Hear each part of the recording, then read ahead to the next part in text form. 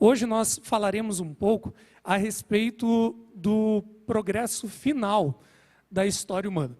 Nós estudamos um pouco a respeito de vários temas, inclusive na semana passada, estudamos ali Apocalipse 12, 17 especialmente, passando um pouquinho pelo 13, falamos sobre uma igreja que é pura inicialmente, mas depois que se corrompe, de um remanescente que fica e que defende ali uma missão registrada em Apocalipse 14, que anuncia o breve retorno de Jesus, um juízo iminente e a necessidade da gente escolher. Nós estudamos sobre isso e isso abre espaço exatamente para esse cumprimento dessa missão ou desse evangelho que é pregado lá em Apocalipse 14. Se você quiser acompanhar comigo, nós vamos ficar basicamente em Apocalipse também hoje, ali no capítulo 19.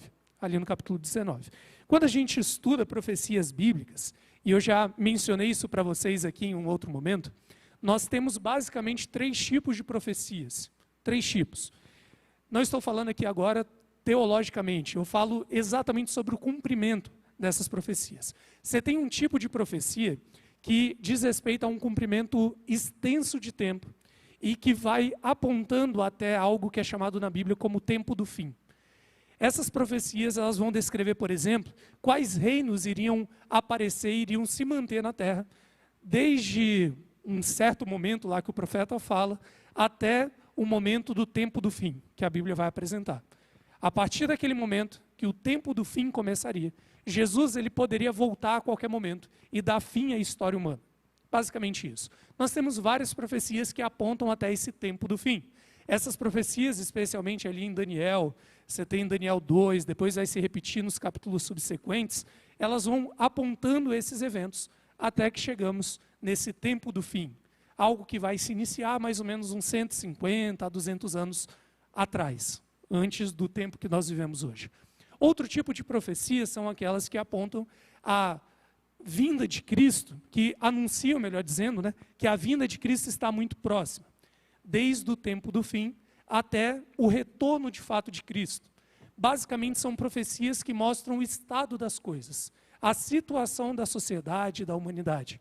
Lembranças disso vêm de Mateus 24, por exemplo, quando Jesus vai falar que o tempo do fim seria pautado, por exemplo, por uma realidade extremamente perturbada socialmente, em que o amor não existiria, em que a violência seria a tônica da existência humana.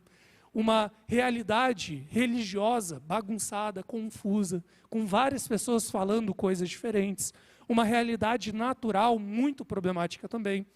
Então, basicamente, essas profecias mostram como esse tempo do fim seria, como iríamos viver nesse contexto, que é basicamente como nós vivemos hoje.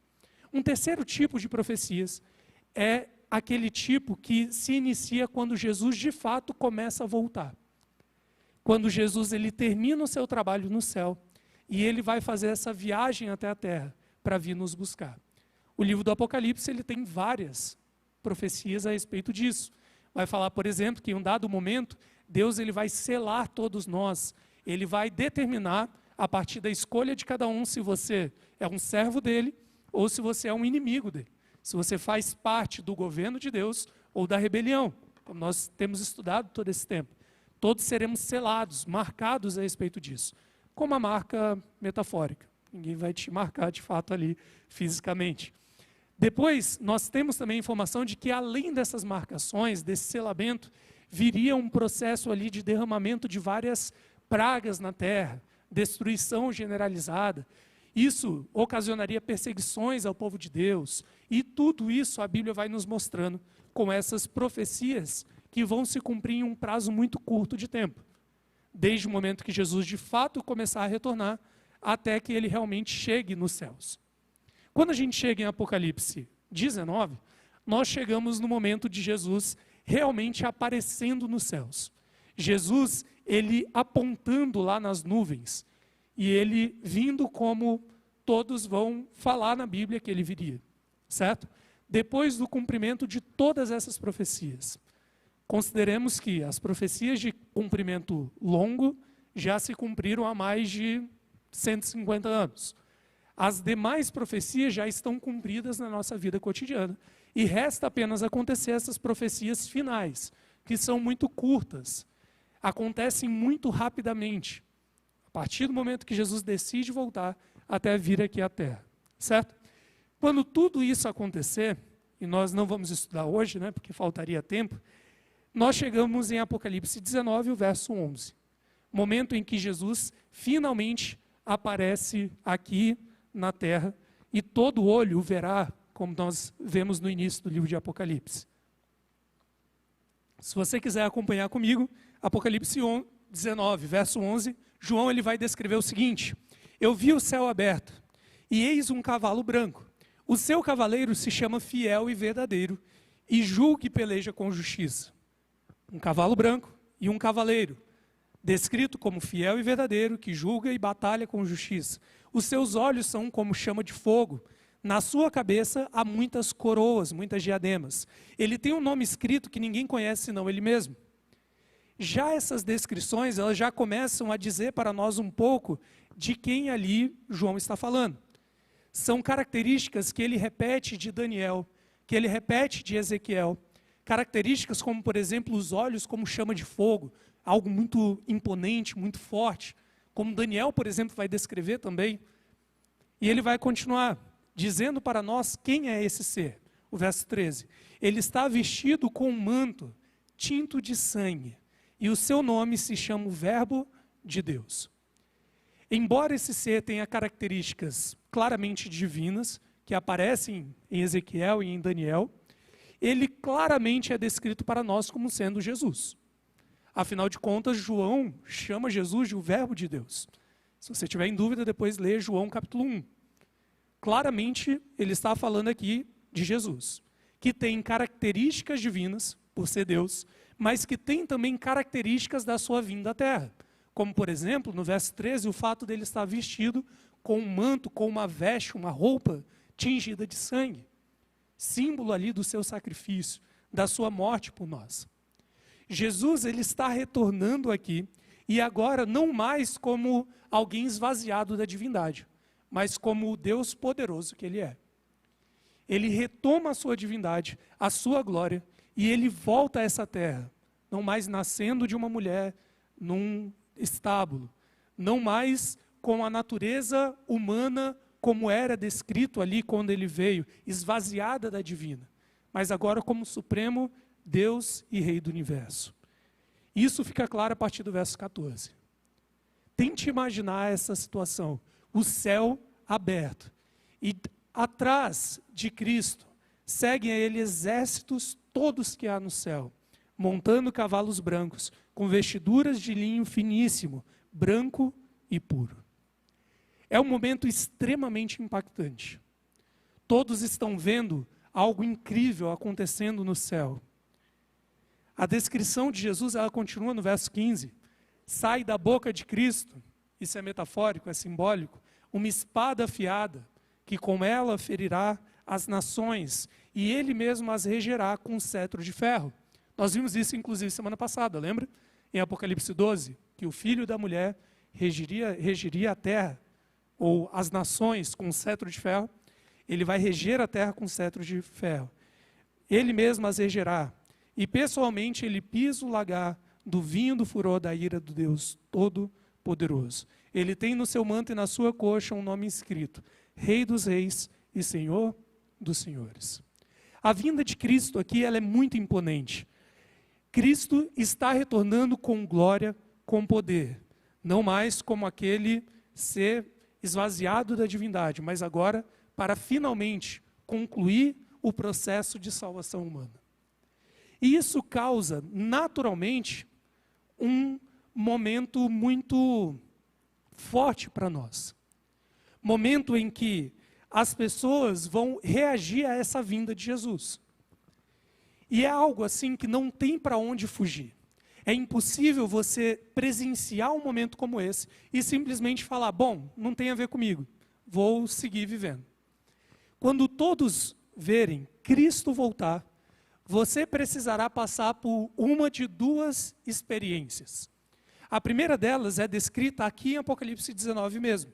No verso 7 diz que um anjo aparece ali naquele momento e clama com grande voz, falando para todas as aves dos céus: vinde, reuni-vos para a grande ceia, para o grande jantar de Deus, para que vocês comam carnes de reis, carnes de comandantes, de cavalos, de cavaleiros, quer livres, quer escravos, quer pequenos ou grandes. Venham, porque todos esses serão mortos. Todos esses serão mortos. Como no verso 21 vai dizer, pela espada que sai da boca de Cristo. Todos eles serão mortos, e as aves se fartarão das suas carnes. Um grupo aqui, ao se deparar com o retorno de Cristo, será exterminado. Todos aqueles que se mantiveram ao lado da oposição, ou se mantiveram na rebelião contra Deus, nesse momento, receberão o juízo inicial, uma morte proveniente do próprio Cristo, do próprio Deus. Um segundo grupo, por outro lado, nós veremos uma descrição melhor a partir do capítulo 20 de Apocalipse, mas provavelmente você já deve ter ouvido ou saberá. Se quiser me acompanhar, inclusive, lá no texto de Tessalonicenses, em 1 Tessalonicenses, Paulo ele descreve um pouco para nós a respeito do que vai acontecer com essas pessoas, com esse outro grupo, que não é um grupo contrário a Deus, não é aqueles que estão na rebelião, mas sim os que esperavam a Jesus e que estão aí ao lado de Cristo. Lá em 1 Tessalonicenses, capítulo 4, a partir do verso 13, o que Paulo ele vai dizer? Não queremos, porém, irmãos, que vocês sejam ignorantes sobre os que morrem, porque nós temos esperança. Pois se cremos que Jesus morreu e ressuscitou, assim também Deus, mediante Jesus, ele vai trazer em sua companhia os que dormem. Ora, ainda vos declaramos, por palavra do Senhor, isto, nós, os vivos, os que ficarmos até a vinda do Senhor, de modo algum precederemos os que dormem. Porque o Senhor mesmo, dada a sua palavra de ordem, ouvida a voz do arcanjo e ressoada a trombeta de Deus, descerá dos céus, e os mortos em Cristo ressuscitarão primeiro. Depois nós, os vivos, os que ficarmos, seremos arrebatados juntamente com ele, entre as nuvens, para o encontro do Senhor nos ares, e assim estaremos para sempre com o Senhor. Paulo ele fala isso em 1 Tessalonicenses 4, exatamente para que todos fossem consolados, como ele mesmo vai dizer. A questão é, o que inicialmente nós precisamos entender, é que quando Cristo ele retorna, esse evento é tão grandioso, ele é tão incrível, que ele elimina a possibilidade de uma experiência estática, ou de algo que você não vai se envolver com essa situação. Você terá de estar entre esses dois grupos. Ou participará da experiência do primeiro, que será ali morto pela espada da boca de Deus, ou você participará da experiência desse segundo grupo, que ou já estará morto quando Cristo retornar e ressuscitará para ver e presenciar o retorno de Cristo, ou mesmo será transformado e arrebatado aos céus. Não há outra opção. A Bíblia não demonstra isso. Isso já gera uma primeira reflexão para pensarmos, porque por vezes nós vivemos sabendo disso, e vivemos de forma a pensar que, talvez eu possa não estar enquadrado em nenhum desses grupos e viver como se, enfim, quando chegar eu descubro o que eu vou fazer. Isso não vai acontecer. Até porque, como nós já estudamos antes, se pensarmos naturalmente, ou como nós somos inclinados a ser, naturalmente nós já estamos na rebelião. Nós já estamos contrários a Deus por fazermos aquilo que nós queremos todos os dias, certo? O querer estar ao lado de Deus deve ser uma atitude, uma ação ativa mesmo sua, porque naturalmente você vai querer fazer o que você quer e não o que Deus quer. Por isso, se você não tiver uma posição de falar, eu quero estar nesse grupo ao lado de Deus, naturalmente você estará contrário a Ele. Não porque você seja uma má pessoa, como nós já vimos. Porque não envolve você ser ou não uma boa ou uma má pessoa. Envolve você viver tendo a Deus como seu Senhor, sob o reino dele, ou viver conforme a sua própria vontade. E isso é o que a Bíblia demonstra como a rebelião que começa no céu e continua aqui na terra. Não é ser bom ou ruim. Dentre esse grupo que será morto nesse momento, você terá pessoas ali que você poderá olhar e falar, nossa, essa pessoa era muito boa, ela fazia o bem, tratava as pessoas bem, dava comida aos pobres. Mas se a motivação dela for apenas porque ela quer fazer, e não porque ela é submissa a Deus e Deus ordenou que ela fizesse, ela ainda está ao lado da rebelião. Por isso é tão importante você ter em mente que você precisa, de forma ativa, decidir qual desses grupos você estará.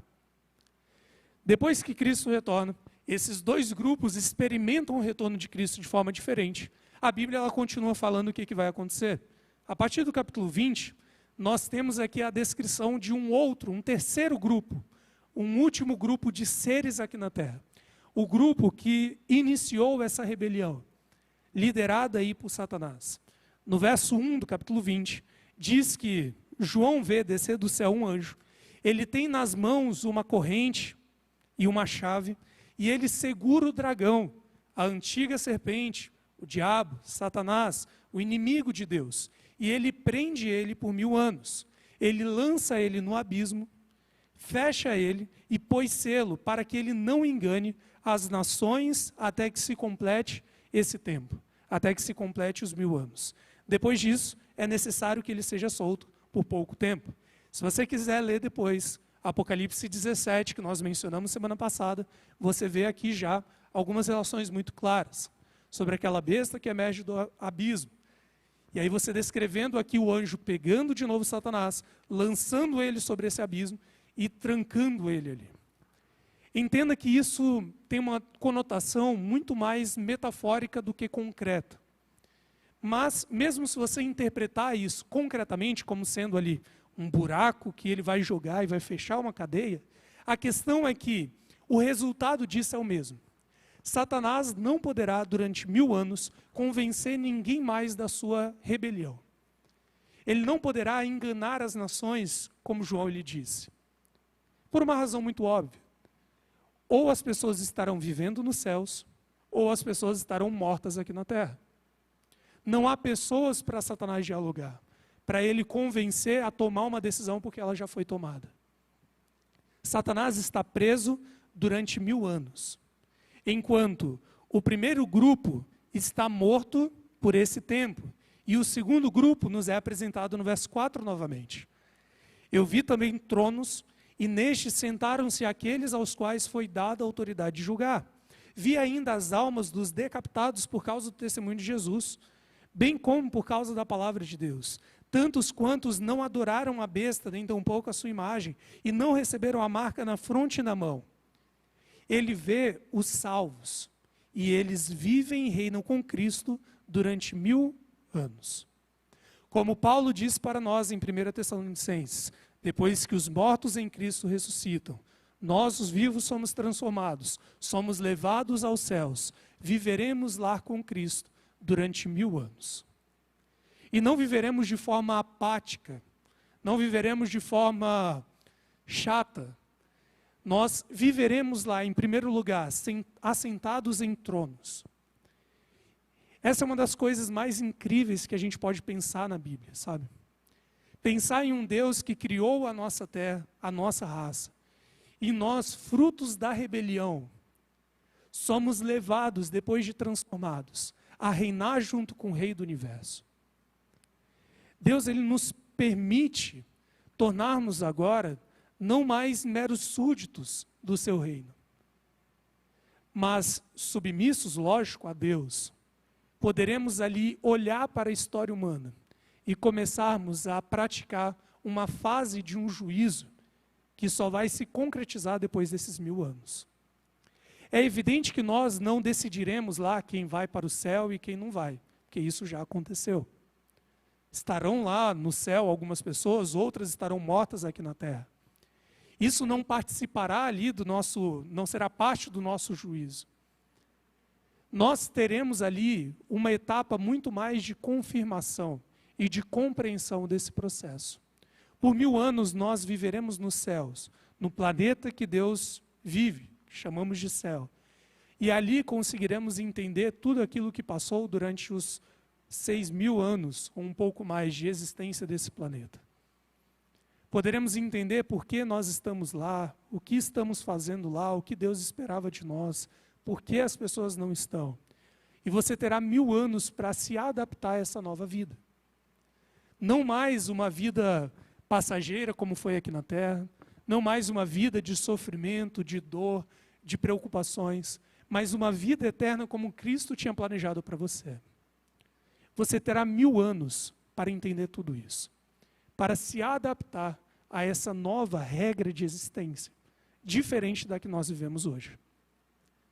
Mas, por favor, afaste da sua mente a ideia de que você vai para o céu para poder viver num lugar com um monte de nuvem, vestido de branco, zanzando para um lado e para o outro, tocando harpa.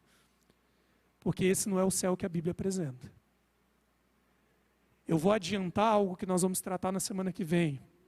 Mas o céu que a Bíblia ele apresenta para a gente é um lugar operacional, um lugar físico, real, como esse que nós vivemos. Onde você vai viver experimentando coisas, sabores, emoções, você vai passear, vai viajar, vai trabalhar, vai conhecer gente, conversar, praticar esporte e fazer o que mais você quiser fazer. Sem se preocupar com dor, sofrimento, pessoas para te roubar, para te matar, te sequestrar, porque todo mundo vai obedecer à lei de Deus. E aí viveremos em um mundo em que as pessoas não serão mais rebeldes a Deus e haverá harmonia. Mas o céu está muito distante de ser aquilo que a cultura ela apresenta, como esse lugar branco, cheio de nuvem e por aí vai, que sinceramente eu não teria vontade de ir. Não é isso o céu que Deus ele preparou para nós. Então, já te adianto algo que falaremos na semana que vem. Trabalharemos e estudaremos um pouco a questão do céu na Bíblia. Mas eu te adianto que não é isso. É um mundo físico, operacional como esse. É o planeta que Deus vive, inclusive, que nós chamamos de céu. Mas que apenas por 1000 anos nós estaremos lá também. Julgando esse mundo, não para decidir quem vai ou fica, mas para poder confirmar as decisões ou para entender as decisões de Deus e nos adaptarmos a esse novo estilo de vida. Por 1000 anos estaremos nos céus, vivendo dessa forma, desde que tenhamos escolhido estar baixo o governo de Deus. Porque os rebeldes, aqueles que não estiveram ao lado de Deus, o verso 5 diz que os restantes, eles não vão reviver até que se completem os 1000 anos. Porque a primeira ressurreição que Paulo disse é a ressurreição dos santos. E João ele vai dizer no verso 6, que bem-aventurado, que feliz e santo é aquele que tem parte na primeira ressurreição. Sobre esses, a segunda morte, a morte eterna, como veremos, não tem autoridade. Pelo contrário, eles serão sacerdotes de Deus e de Cristo e reinarão com ele os 1000 anos. Esses 3 grupos estão aqui presentes, Satanás e os seus anjos presos aqui na terra. Os demais mortos e os santos ao lado de Cristo reinando por 1000 anos no planeta que nós chamamos de céu, onde Deus ele vive.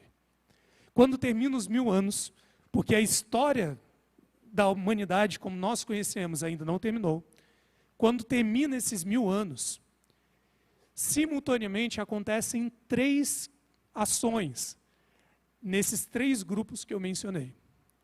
Em primeiro lugar, no verso 7 isso é dito para nós, Satanás ele é solto da sua prisão. Isso porque as pessoas na terra, no verso 8 é dito isso, estão ressuscitadas. Aqueles que foram contrários a Deus são ressuscitados aqui, na segunda ressurreição que João disse para nós. Ao passo que, primeiro grupo, Satanás, ele é solto, porque tem pessoas para ele enganar. Segundo grupo, que estava morto aqui na terra, ressuscitado.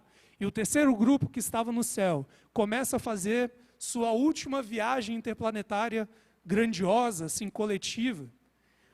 Momento em que a cidade santa ela começa a descer para a terra. Nós não sabemos qual tecnologia Deus usa, mas de alguma forma ele vai conseguir transportar uma cidade de um planeta para outro. Se a gente consegue mandar ser humano para fora, tenho certeza que Deus ele consegue transportar uma cidade para dentro.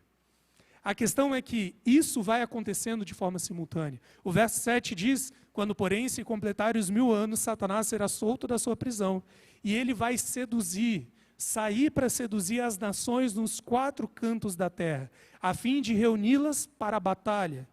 E o número dessas é como a areia do mar.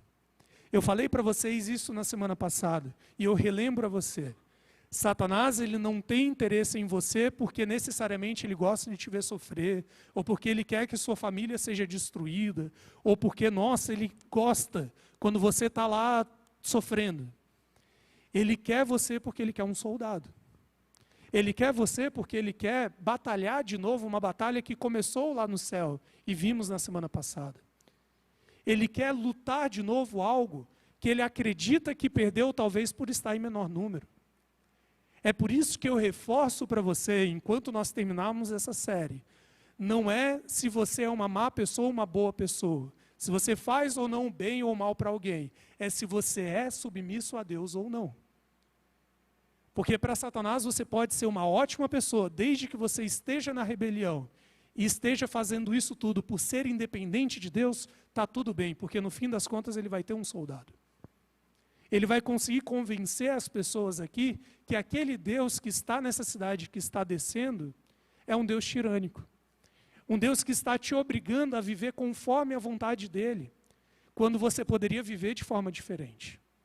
E todos ali estão claramente convencidos disso. Afinal de contas, viveram e morreram assim, crendo que poderiam viver de forma independente de Deus.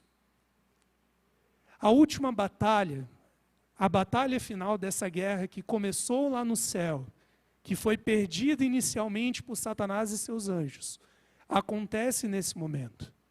No verso 9 diz que eles marcham pela superfície da terra e eles cercam o acampamento dos santos e a cidade querida, que está descendo dos céus. Naquele momento, porém, uma batalha como aconteceu lá em Apocalipse 12, ela não se repete. Deus não dá agora uma outra oportunidade para Satanás, enfim, defender a sua ideia. Ele já teve essa oportunidade. Deus, ele precisa agora agir como o Senhor Criador. E é dito que fogo do céu desce e consome a todos eles. E isso não acontece dessa forma porque Deus ele é tirânico, ou porque Deus ele, enfim, quer que todo mundo seja ali um robozinho que o segue. É por uma questão muito lógica. Porque Deus, como ser que nos criou, ele tem um compromisso com a nossa felicidade. Um compromisso até mesmo ético, até mesmo moral. Deus ele não consegue suportar a ideia de ver as suas criaturas que ele criou para viver uma vida maravilhosa, viver uma vida feliz, realizada, completa e alegre, viver na vida desgraçada que vive aqui. E diante disso, Deus ele precisa tomar uma atitude drástica de propor para nós 2 opções. Ou escolhemos viver conforme a vontade dele e poderemos viver em harmonia, porque se todos vivessem obedecendo a lei de Deus, ninguém roubaria ninguém, ninguém mataria ninguém, ninguém trairia ninguém. Entende? Assim poderíamos viver em harmonia. Ou escolhemos viver assim, ou chegamos em um ponto em que é melhor deixarmos de existir do que vivermos da forma como nós vivemos hoje. E não deve ser difícil para você entender isso.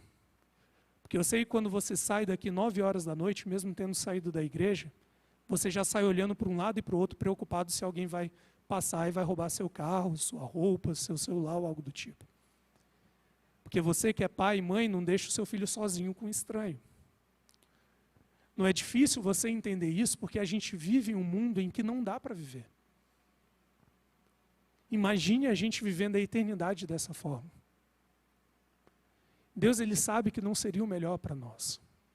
Que é melhor deixarmos de existir do que vivemos em um mundo em que pessoas entram em uma escola, como aconteceu essa semana, e matam pessoas lá. É impossível vivermos em um mundo assim. Por uma questão ética, Deus ele precisa, diante das opções que nós temos, ou vivemos conforme a sua vontade, e assim vivemos em harmonia, ou é melhor que deixemos de existir.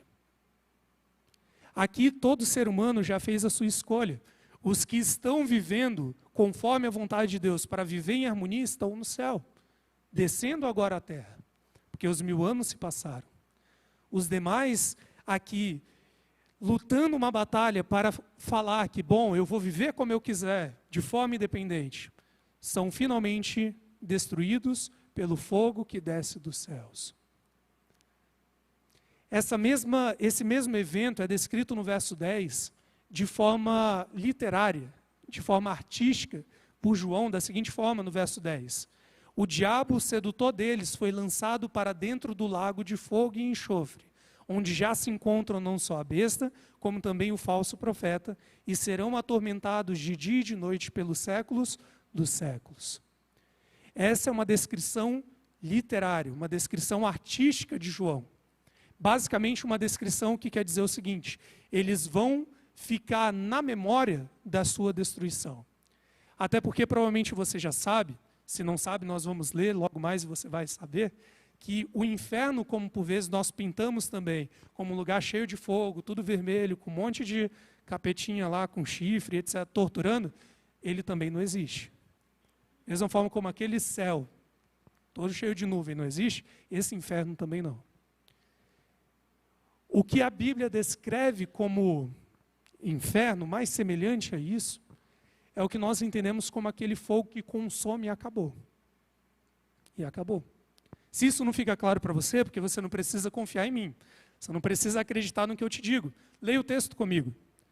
A partir do verso 11, tem a descrição desse juízo final, que depois nós leremos, mas olha a partir do verso 13. Olha o que vai falar para nós sobre o inferno. Deu o mal aos mortos que nele estavam, a morte e o além entregaram os mortos que neles havia, e foram julgados um por um segundo as suas obras. Já retomaremos isso. E então, no verso 14, a morte e o inferno foram lançados para dentro do lago de fogo. Esta é a segunda morte, o lago de fogo. Você percebeu? O próprio inferno é lançado dentro do lago de fogo. Por um princípio só lógico, você não poderia pensar que lago de fogo corresponde a inferno, porque o inferno é lançado no lago. E ele mesmo descreve que esse lago de fogo, que popularmente a gente chama de inferno, nada mais é do que a segunda morte, a morte eterna, o deixar de existir para sempre. Algo que ficará na memória de todos eternamente, pelos séculos dos séculos. E é nessa linguagem literária que João ele baseia a sua fala do verso 11, como nós lemos. Se isso não ficou claro para você, volte algumas páginas da Bíblia comigo, só para ficar claro que não existe essa ideia de inferno como a gente pinta. Vai lá para Judas, um capítulo antes do primeiro capítulo de Apocalipse. É um livrinho de um capítulo só, uma carta de um capítulo só, que vem logo antes do livro de Apocalipse. Lá em Judas, no único capítulo que esse livro tem, né, que essa carta tem, a partir do verso 5, Judas ele fala para nós sobre essa destruição também. E olha o que ele vai falar para nós. Livro de Judas, único capítulo, né? Então capítulo 1. A partir do verso 5 diz o seguinte: quero, pois, lembrar-vos, embora já estejais cientes de tudo uma vez por todas, que o Senhor, tendo libertado um povo, tirando-o da terra do Egito, destruiu depois os que não creram. Por aquele ponto que nós comentamos. É melhor você deixar de existir do que viver nessa vida miserável que nós vivemos, se degradando e acabando com você.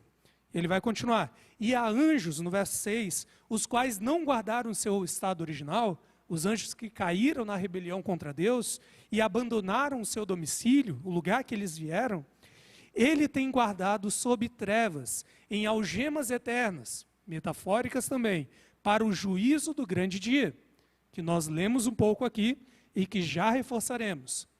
Olha que interessante o que ele faz no verso 7. Ele vai dizer que esse juízo será como o de Sodoma e Gomorra, e as cidades circunvizinhas, que havendo se entregado à prostituição como aqueles, seguindo após outra carne, são postas para exemplo do fogo eterno, sofrendo punição. Percebeu? Ele vai dizer que os anjos caídos, rebeldes, são colocados no fogo eterno. Que aqueles que não creram em Deus são colocados no fogo eterno, assim como foram colocados As cidades de Sodoma e Gomorra. Pergunta que eu te faço: se você for lá para o Oriente Médio e procurar o local onde a cidade de Sodoma e Gomorra ficavam, tem duas cidades lá queimando até hoje? Não tem. Mas estão no fogo eterno, que queima para sempre. Porque é uma descrição artística, literária. A ideia é que elas queimaram enquanto tinha para queimar, só que na memória elas continuam sendo destruídas. Porque hoje ainda falamos dessa destruição. A destruição dos anjos caídos, rebeldes, daqueles que se puseram contrários a Deus e não creram, será como a de Sodoma e Gomorra. No fogo eterno, não porque sempre queimarão, mas porque sempre a memória dessa destruição ficará, já que ela será de fato eterna. Então entenda, e volte lá para Apocalipse 20, enquanto isso, quando a Bíblia ela fala de inferno, de fogo eterno, ela não está falando aqui de um lugar em que você ficará sendo torturado para sempre. Isso não condiz com as Escrituras e não condiz com a moralidade de um Deus que é amor. Um Deus que te ama nunca te colocaria para sofrer eternamente sendo punido. Isso não faz sentido até. Só que um Deus que te ama, ele precisa, após ter te dado a oportunidade de escolher entre viver uma vida harmoniosa ou viver uma vida rebelde e desgraçada como a que vivemos, ter que dizer: olha, agora que você escolheu, eu vou, em misericórdia e em amor, encerrar a sua vida aqui. Porque vai ser melhor para você deixar de existir do que continuar vivendo nessa desgraça constante que é a vida em pecado. Esses dois grupos, que são divididos quando Cristo vem da primeira vez, ficam divididos por 1000 anos. São divididos nesse momento final.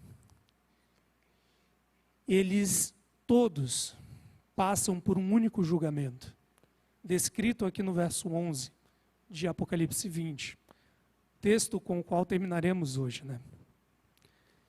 João ele vai dizer o seguinte: eu vi um grande trono branco, e aquele que nele se assenta, de cuja presença fugiram a terra e o céu, não se achou lugar para eles. Diante da presença de Deus, tudo desaparece. E ele vê no verso 12, os mortos, os grandes, os pequenos, todos. Antes ele havia dito: seja pobre, seja rico, seja grande, seja pequeno, reis, súditos, todos diante do trono de Deus. E então se abriram livros. Ainda outro livro, o livro da vida, foi aberto. E os mortos foram julgados segundo as suas obras, conforme o que se achava escrito nos livros. Seja os que morreram na água, no mar, de qualquer forma. O verso 13 ele continua: todos são julgados um por um segundo as suas obras. Basicamente a descrição é que em um dado momento todos nós nos apresentaremos diante de Deus. E num registro de tudo aquilo que você fez na sua vida inteira, você será julgado perante Deus comparado à lei que Ele estabeleceu. Você pode aceitar essa lei ou não, porque ela é a lei que rege esse universo.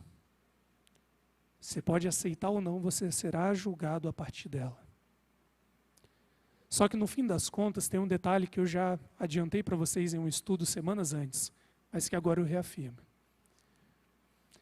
Depois que Deus julgar todos nós segundo as nossas obras, no fim das contas a sentença ela será a mesma para todos. Porque não há um sequer, seja dentro dessa igreja, fora dela ou em qualquer lugar, que conseguirá viver uma vida, por curta que for, completamente perfeita aos olhos de Deus, e que não terá registros que contrariam a vontade e a lei de Deus. Então, quando Deus ele lê lá os registros da sua e da minha vida, inclusive, Ele vai nos encontrar em falta.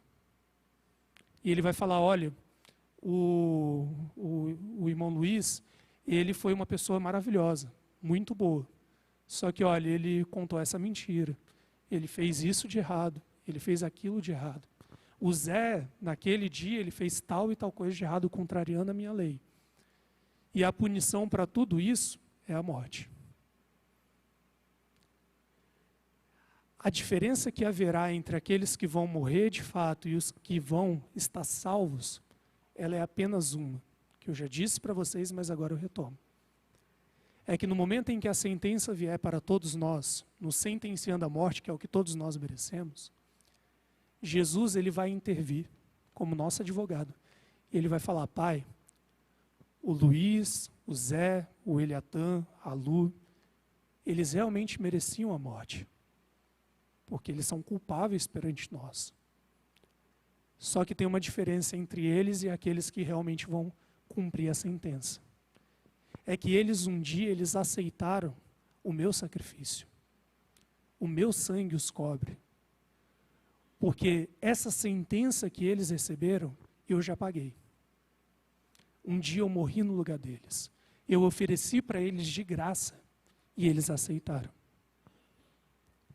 Eles não precisam morrer porque eu já morri.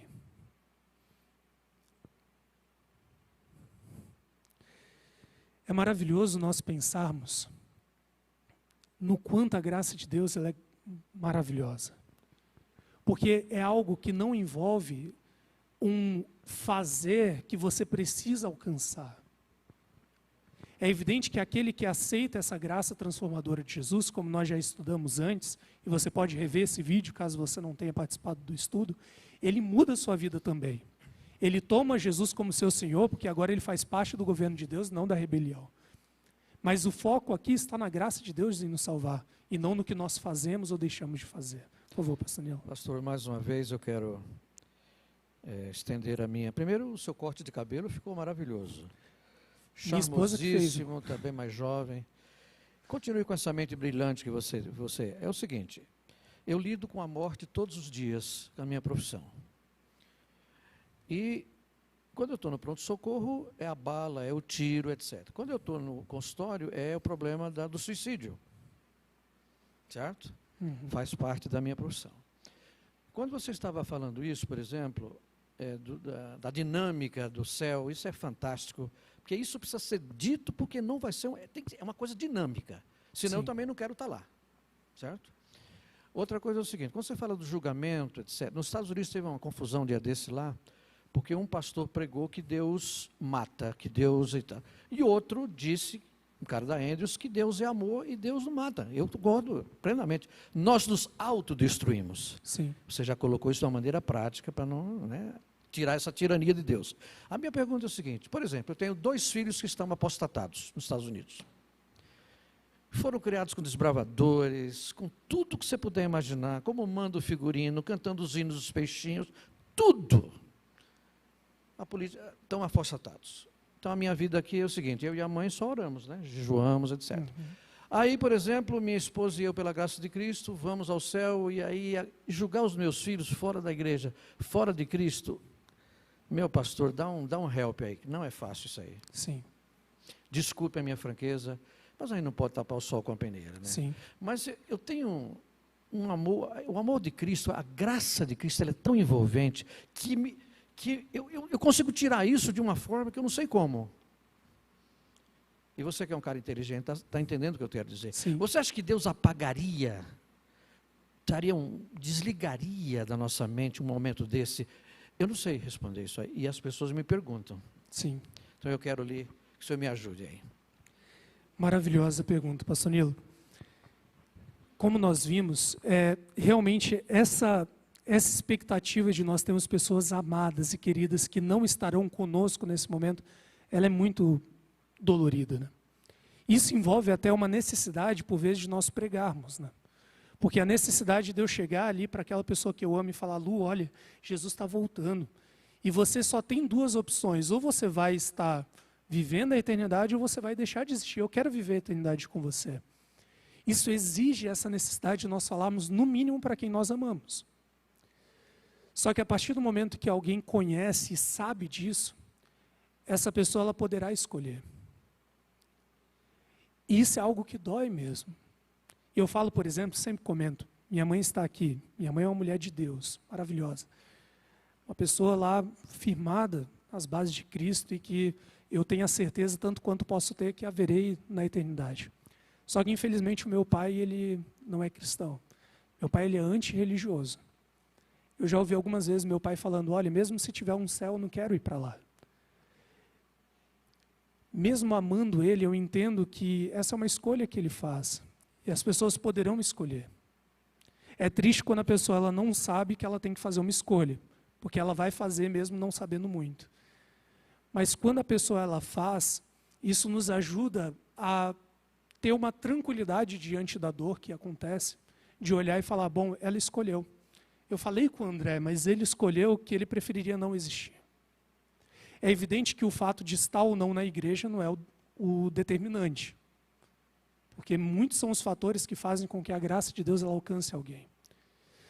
Mas a partir do momento que nós pregamos e a pessoa ela escolheu, na eternidade, especialmente nos primeiros 1000 anos dela, Jesus ele nos vai ajudar a realmente conseguir lidar com isso. A realmente compreender o seguinte, olha, eu falei com a Lu, eu falei com o Saulo, você insistiu e olha, eu sei que você gostaria que ele estivesse lá, mas ele escolheu não estar aqui. E a gente trabalhando com isso durante esses 1000 anos, nós conseguiremos entender e conseguiremos viver plenamente, mesmo que essa dor ela exista. E aí vem um detalhe interessante. Se nós olharmos em Apocalipse 21, que nós estudaremos na semana que vem, é apenas após os 1000 anos que vem a promessa de que toda lágrima será enxugada do nosso rosto. De que não haverá mais dor, mais morte. Nós teremos 1000 anos para, se necessário, chorar. Para, se necessário, lidar com a dor de perder alguém que a gente amava e que deveria estar lá e que a pessoa escolheu não estar. São 1000 anos para isso. Agora, quanto à questão dessa memória estar ou não, eu não consigo ver na revelação, ou até mesmo na lógica, a retirada dessa memória. Se tem uma coisa que consegue nos dar certeza de que nunca mais o pecado existirá, é o fato de nós sabermos o quanto esse pecado é danoso. A Bíblia ela fala que depois que Jesus ele volta, e a cidade santa ela desce, nós viveremos aqui na terra e a presença de Deus estará aqui. Nós falaremos sobre isso na semana que vem. Nós seremos embaixadores dos céus, contando a nossa história e mostrando para as pessoas o seguinte, olha, houve o pecado. Isso me levou para uma vida miserável, porque uma vida contrária à vontade de Deus é miserável. Isso me fez perder pessoas, isso me fez me perder, mas pela graça de Cristo e a sua misericórdia eu estou aqui, porque eu aceitei esse sacrifício de graça. Depois de 1000 anos é muito capaz que a gente consiga lidar e viver, mesmo sabendo que perdemos pais, filhos ou amigos que decidiram não estar lá, a gente vai conseguir viver com isso. Mas apagar completamente da memória eu não consigo ver isso existir. Porque essa memória é o que nos vai dar a certeza do julgamento que houve e de que nunca mais se repetirá essa rebelião. Mas eu reforço, pastor Nilo, e a sua pergunta é muito propícia a isso, para a gente poder pensar nessa questão. Infelizmente, não tem outro caminho, E por uma questão moral, porque, como eu disse, você não pode viver a eternidade como você vive hoje. Eu não iria querer viver com medo, com pavor de sair na rua, de ver o que vão fazer com quem eu amo, de alguém sofrer com uma doença, viver sofrendo por ser usuário de droga, viver sofrendo, se degradando. Não teria como. Então, a única opção para nós vivermos a eternidade é se eu olhar e falar, Senhor, o que o Senhor quer de mim? Porque eu aceito o teu sacrifício de graça.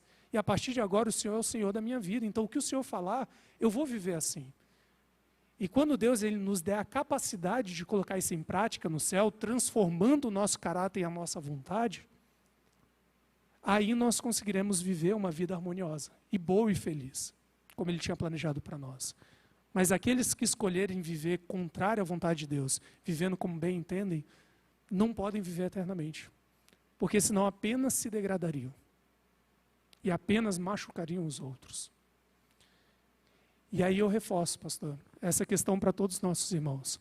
Preguem sobre isso. Em primeiro lugar, pensem sobre vocês, o que vocês querem. Porque no mundo que nós vivemos hoje é muito comum pessoas que ficam vivendo como se isso não fosse acontecer. E aí a pessoa vai até a igreja, a pessoa até é dizimista, a pessoa ela enfim, guarda uma lei, uma regra da igreja, só que a pessoa ela não vive submissa a Deus. Ela vive de forma independente, mesmo estando dentro da igreja. E não tem outro caminho, não tem meio termo. Ou você é submisso a Deus e vai viver a eternidade, ou você não é e será destruído. Você precisa escolher. E além disso, fale disso, pelo menos, no mínimo, para as pessoas que você ama. Porque essas pessoas ou estão caminhando rumo à destruição ou à vida. E pode ser que muitas delas nunca ouviu isso e precisarão tomar a decisão com poucas informações que o Espírito Santo colocou no coração delas. Elas ainda poderão se salvar, dizendo sim para isso que o Espírito disse. Mas terá muito mais chance se elas ouvirem isso que a Bíblia apresenta. Então pregue, fale. Se você não souber falar, traz aqui que a gente fala. Mas fale sobre isso para que as pessoas saibam que Jesus está voltando. Não haverá duas opções. E que há uma eternidade preparada para ela, basta ela aceitar. Porque pode ser o pior dos pecadores. Como nós vimos, no fim das contas, todos somos culpáveis perante Deus. No dia do juízo, se depender só das nossas ações, vai todo mundo para o inferno, morrer eternamente.